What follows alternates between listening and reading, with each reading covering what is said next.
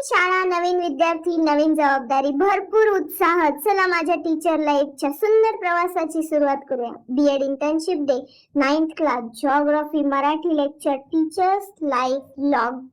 आजचा दिवस सकाळपासून एकदम धावपळीचा होता. आज माझं बीएड इंटर्नशिप साठी नेहरू नगर मधील वसंतदादा स्कूल मध्ये लेक्चर होतं. हसबंडला ऑफिसवरून बोलवून घेतलं होतं खास मला स्कूलवर सोडण्यासाठी. खरं सांगायचं झालं तर मला लोकेशन माहित नव्हतं. मी गुगल वरनं घेऊन मी जाणार होते, परंतु ठीक आहे, 5-6 किलोमीटर अंतर होतं. स्कूल मध्ये पोहोचल्यानंतर सुरुवातीला आम्हाला सर्वांनाच ऑफिस मध्ये बसवलं, कारण पहिलं लेक्चर क्लास टीचरचं होतं. अटेंडन्स, नोटीस आणि रोजची रुटीन होती. आणि मग माझा क्षण आला. इयत्ता 9वीच्या वर्गामध्ये भूगोलाचा सागराचे महत्व धडा शिकवला. त्यानंतर मी विचार केला, फक्त पुस्तक वाचून काय फायदा, चला मुलांशी गप्पा मारूया. पूर्व ज्ञानावर प्रश्न विचारले. काय सांगू, विद्यार्थ्यांनी इतका छान प्रतिसाद दिला की मन भरून आलं. गप्पा मारताना समजलं की आपल्या वर्गात किती टॅलेंट लपलेलं आहे. कुणी ड्रॉइंग मध्ये एक्सपर्ट, कुणी क्राफ्ट मध्ये, कुणी मेहंदी मध्ये, कुणी रांगोळी मध्ये. वाव, कमाल. टीचर म्हणून त्यांच्यातला कॉन्फिडन्स पाहून खरंच खूप आनंद झाला. नंतर त्यांच्या 20 मिनिटांचा लंच ब्रेक झाला. मी, शिक्षक आणि विद्यार्थी तिथेच बसून गप्पा मारत होतो. त्या ब्रेक मध्ये आम्हाला कुठे माहित होतं की ब्रेक संपताच आमच्यासाठी सरप्राईज तयार आहे. अचानक टीचर्स मीटिंग लागली आणि आम्हाला पुन्हा एकदा वर्ग मिळाला. यावेळी विषय होता मराठी. एक होती समय. अनुताई वाघ यांच्या जीवनावर आधारित प्रेरणादायी धडा. हा धडा शिकवताना आनंद झाला आणि पुन्हा एकदा जाणवलं, जीवनात अडचणी प्रत्येकाच्या वाट्याला येतात.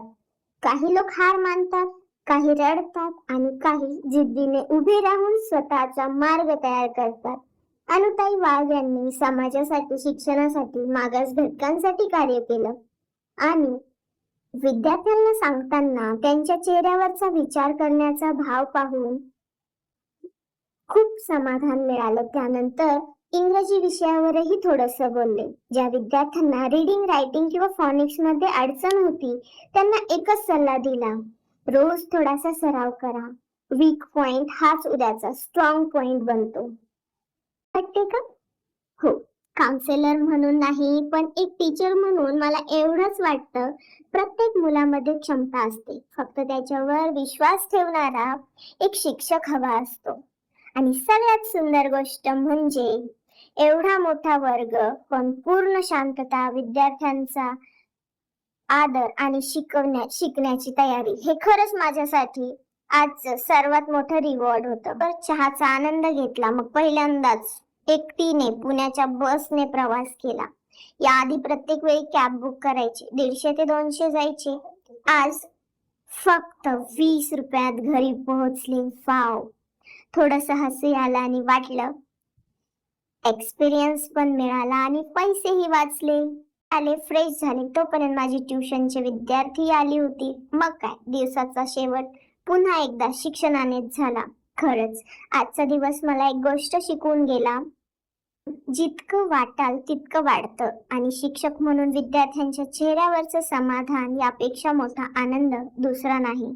तुम्हालाही हा ब्लॉग आवडला असेल तर व्हिडिओला लाईक करा, कमेंट करा, तुमचे अनुभव नक्की सांगा आणि अशाच टीचर लाईफ, बीएड जर्नी आणि एज्युकेशनल ब्लॉगसाठी चॅनलला सबस्क्राईब करायला विसरू नका.